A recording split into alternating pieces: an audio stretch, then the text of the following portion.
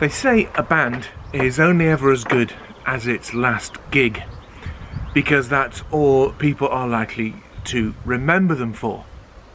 I guess some might also add that a preacher is only as good as his last sermon, or a teacher only as good as their last lesson, and you could apply it to all kinds of people.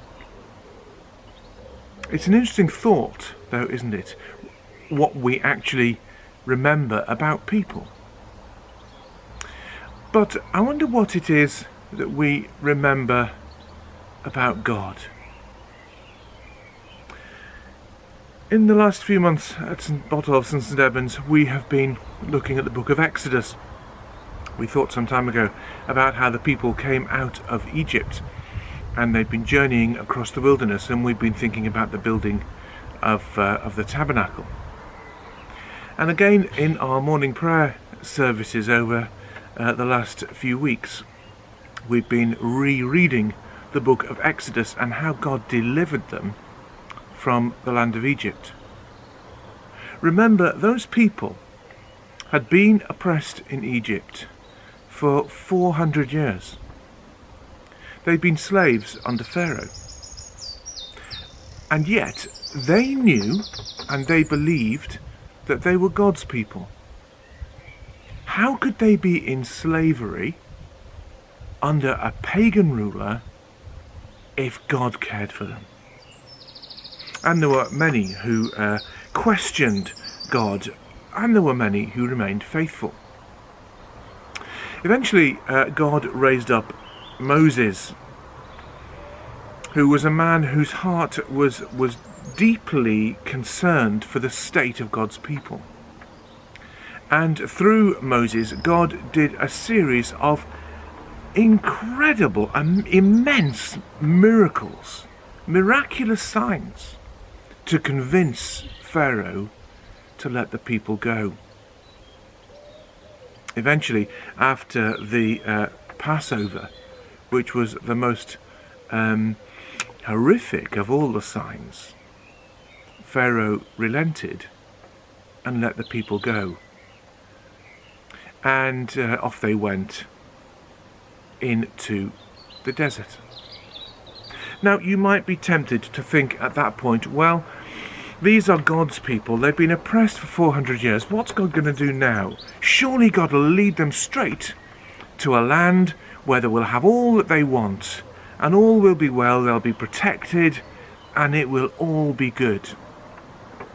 But what happens? They come up against an obstacle. And it's an obstacle that seems insurmountable. It's the Red Sea. And the people begin to grumble. Some of them say, why has God and Moses, why have they brought us out here to die? How are we going to cross the Red Sea? We're going to be stuck here, the Egyptian armies are going to come, and they're going to take us back into slavery, and it'll be worse for us than it was before. I wish that we were still back in slavery. Now just remember the miracles that God had performed to get those people out of slavery. Just remember those plagues that God had sent on the Egyptians, and miraculously brought out the oppressed people of Israel out of the great, powerful, mighty country of Egypt. Is God going to let them down now? Is a little bit of water going to make any difference to their powerful God? Is the sea going to get in the way? Well, as we read on in Exodus, of course, we find that no, of course it's not. God parts the Red Sea. Incidentally, there are those rationalist thinkers who suggest that the Red Sea actually wasn't very deep, and the Egyptians, the children of Israel paddled across it, and it was just grown up. The legend grew up about the Red Sea parting. The miraculous thing about that, however, is you may very well realise, you may have heard this before. There were two miracles going on. God's people, Israel, were led through the Red Sea, but the Egyptian armies were drowned in it. So either it was a miracle of a great army drowning in a few inches of water, or it was a miracle of God's people crossing the Red Sea. The Bible tells us that the sea stood up on either side as great walls as God's people went through the Red Sea. But after thinking about what God had done in Egypt already, that's really no big deal, is it? A God who can bring plagues upon Egypt, who can deliver his people from slavery. What's a little bit of water going to do? And you'd think that the Israelites would learn their lesson. But as they journey on, the first place they come to is a place where there is no water to drink, a place called Marah. And they grumbled and they moaned, "We're going to die of thirst in this wilderness now. I wish we were back in Egypt." But God showed a way to Moses for water to be made drinkable. And then they had nothing to eat. Again, they forgot what God had done. And God provided them with manna.